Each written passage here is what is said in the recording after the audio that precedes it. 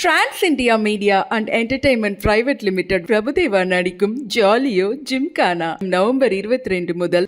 கங்குவா திரைப்படம் பற்றி தவறான விமர்சனம் பரப்பப்படுவதாக ஜோதிகா ஆதங்கம் தெரிவித்துள்ளார்.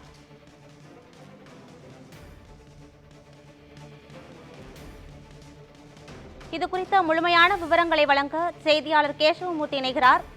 கேசவமூர்த்தி, முழுமையான விவரங்கள் என்ன, பதிவு பண்ணுங்க. நிச்சயமாக கடந்த நவம்பர் 14ஆம் தேதி சூர்யா நடித்துள்ள கங்குவா திரைப்படமானது வெளியானது. இதனைத் தொடர்ந்து கங்குவா திரைப்படம் வெளியான அன்றே தினத்திலிருந்தே பெரும் விமர்சனங்களை பெற்று வருகின்றது ரசிகர்களிடையே. இதில் நடிகை ஜோதிகா தனது ஆதங்கத்தை பதிவிட்டுள்ளார் தனது சமூக வலைத்தளங்களில்.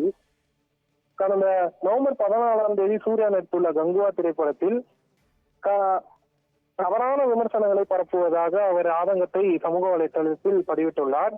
இது தொடர்பாக அவர் கங்குவா படத்தில் முதல் அரை மணி நேரம் சத்தம் தொந்தரவு தரும் வகையில் தான் இருக்கிறது, அதை அவரே ஒப்புக்கொள்கிறார். இருந்தும் கங்குவா திரைப்படத்தின் மீது திட்டமிட்டு அவதூறு பரப்புவதாக அவருடைய ஆதங்கத்தை சமூக வலைதளத்தில் பதிவிட்டுள்ளார். முழுமையான விவரங்களுக்கு நன்றி கேசவமூர்த்தி. கங்குவா படத்தில் உள்ள நல்ல விஷயங்கள் விமர்சகர்கள் கவனிக்காமல் விட்டது ஏன் என ஜோதிகா கேள்வி எழுப்பியுள்ளார். முதல் காட்சியிலிருந்தே படம் குறித்த தவறான விமர்சனங்கள் முன்வைக்கப்படுவதாகவும் ஜோதிகா ஆதங்கம் தெரிவித்துள்ளார். முதல் காட்சியிலிருந்தே கங்குவா திரைப்படம் பற்றி தவறான விமர்சனம் பரப்பப்படுவதாக ஜோதிகா ஆதங்கம் தெரிவித்துள்ளார். கங்குவா படத்தில் முதல் அரை மணி நேரம் சத்தம் தொந்தரவு விதத்தில்தான் இருக்கிறது என ஜோதிகா தெரிவித்திருக்கிறார். பெண்களை கேலி செய்யும் இரட்டை அர்த்த வசனங்கள் கொண்ட படங்களுக்கு கூட எதிர்மறை விமர்சனம் வருவதில்லை என்றும் ஆதங்கம் தெரிவித்துள்ளார்.